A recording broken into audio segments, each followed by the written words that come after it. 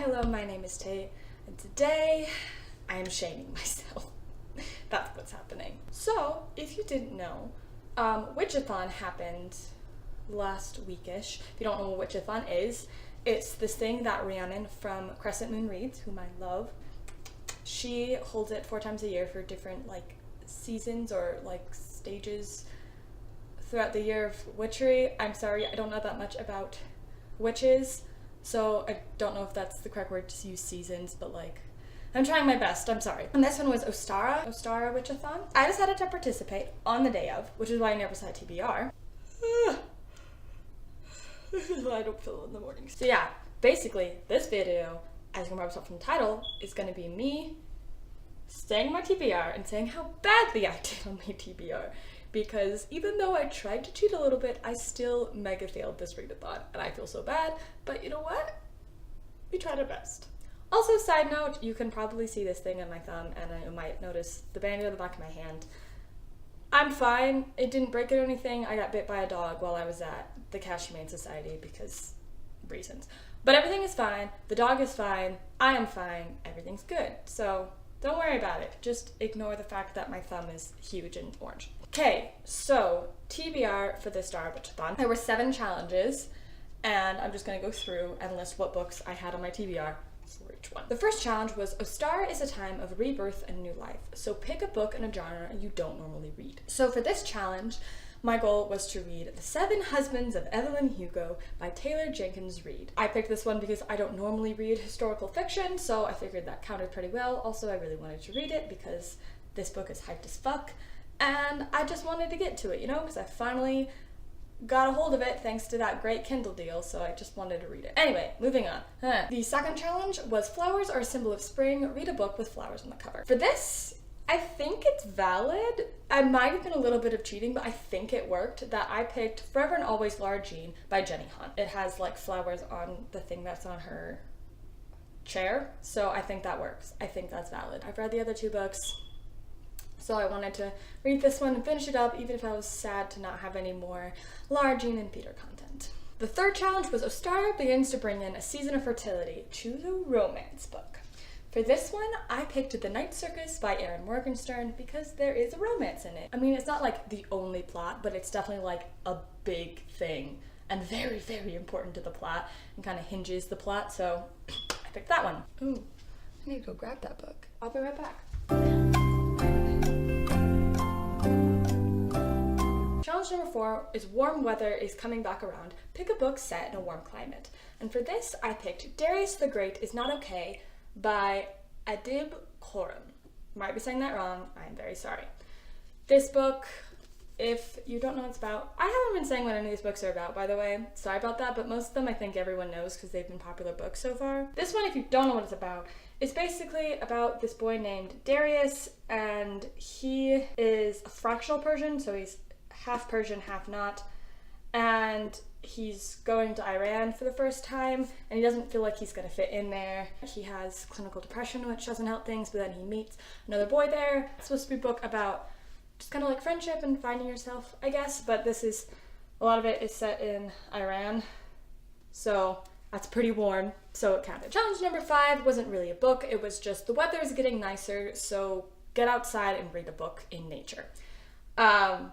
So I didn't do a book for that one because I already knew I was going to fail at the beginning of this, so I just said, okay, I will read outside at some point. Moving on. Challenge number 6 was Nature's Energy is Picking Up. Pick an action-packed book.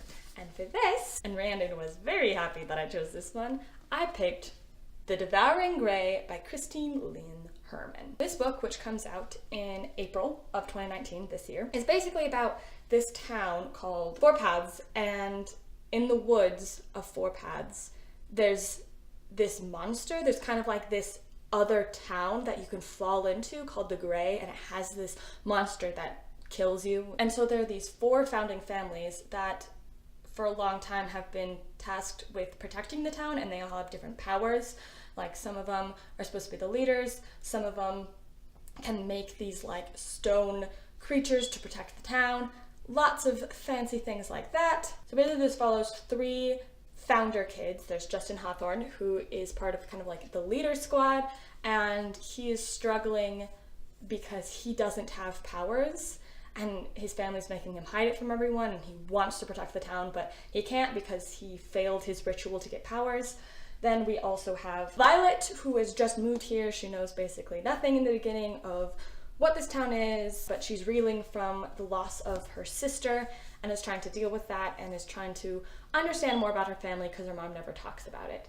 And finally, we have Harper, who lost her hand during her own ritual to try to get her powers, and she is very alone. She's been kind of ostracized by the community, and she has a lot of anger towards Justin for abandoning her after she failed her ritual. And it just kind of follows them because, you know, stuff's happening. This has been kind of said to be a mixture of the Raven Boys and Stranger Things. I've not read Raven Boys. I want to, but I definitely, this is a very good Stranger Things vibe that, you know, you've got this town that's got this like kind of other town on top of it that has a monster, and these kids are trying to get together and like save the town. So there's that. If you like Stranger Things, and apparently Raven Boys, apparently you like this one. The last challenge for this, number 7, was read the group book for this round, which was When the Moon Was Ours by, I can't remember. I'll put it up here. I have read this book like about a year ago, so I figured I would save this book for last, so if I couldn't read it, I would still be able to participate in the thing and get the other books done. But yeah, that was a book that I decided for this, obviously. So yeah, there was the TBR. Now let's get into what I actually did. The first book that I started with for this challenge was The Night Circus, because I was already in the middle of The Night Circus, so here's kind of cheat number 1, that I was already like halfway through The Night Circus. I finished that book, can't remember when, it was pretty early on, it was like day 1 or day 2, so that was good. Night Circus, I gave 4 stars to. I really enjoyed it. There were a couple things that stopped it from being a 5-star read for me, but really, really loved it. What did I read next? Oh, and then the next book I read was The Devouring Grey. Let me just tell you, like, I will have my thoughts for this book in my March wrap-up, but I love this book. I don't know what I gave it. I don't know if I gave it a 4 or a 5. I probably gave it a 5. If I didn't, like, what the fuck was I doing, honestly? Very much enjoyed it. I read it in basically a day. I, like, stayed up all night to read it, and I finished it at like 3 in the morning. I'm still kind of dead inside from it. It was very, very good. So happy that I read it. Please buy it or get it in some way, shape, or form when it comes out in April. Now we get to the failure part. Yikes. Okay. So the next book that I started to pick up was Forever and Always, Lara Jean. If you want to know how I did on that one, I'm still reading it. Have to finish it today because the loan expires by like midnight tonight, so I need to finish that book, and I still have like 200 pages left of it, so we hate that. So that book counted both for the flowers, even though I didn't finish it, and reading outside, because I did read that book while I was outside.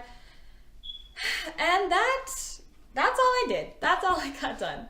I did not ever get to Darius the Great Is Okay. I did not ever get to the 7 Husbands of Evelyn Hugo, which I know everyone is screaming now. And I did not get to When the Moon Was Ours. So even if you tried to cheat and say, okay, I got a romance book, I got an action-packed book, I got flowers in the book partway, reading outside, and if you tried to cheat and say that technically I read The Moon Was Ours and I participated in the live show, that I get that, I still only got 5 out of 7, and like it really should be like 3. 2? Yeah, 3 out of 7. So big yikes, Tate. Big yikes. So yeah, at Rhiannon, I know you said not to feel bad if we didn't read a lot of books this, but like I still feel bad. I wanted to read all of these. Next time witchathon comes around, I'm gonna kick my ass in gear and get all of them read. But yeah, honestly, I think that's all for what happened.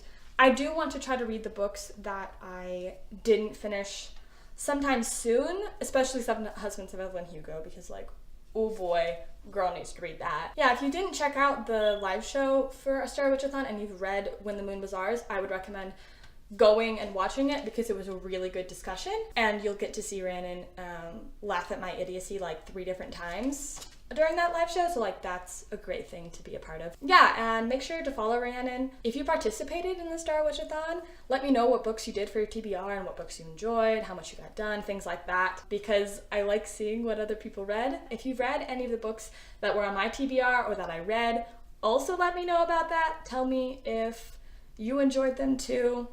Wow, my voice just died. Hopefully this isn't a precursor to every readathon I ever do, because I know I have several others that I want to do. I mean, lots of them that I want to do in the general scheme of things, but I know I especially have the Pokemon Badgeathon, the kind of Pokemon inspired one in May that I do not want to fail because it's a team one and I'm very excited for it. Which, by the way, if you want to join that one, go find the Pokemon Badgeathon Twitter. I'll also leave that down below.